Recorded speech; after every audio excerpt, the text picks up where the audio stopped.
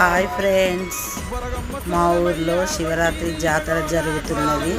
దానికి సంబంధించి ఈరబోనం ఊరిలో ముందు తిరుగుతుంది. తిరిగిన తర్వాత గుడిలోకి వెళ్తుంది.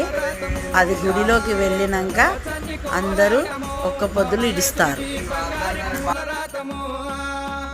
మల్లె ఊసె మల్లెగాసె మల్లె పూల పరడి కంగో పచ్చని కోలాటము మా మల్లేసుడికి బంగారి పూల రాతము.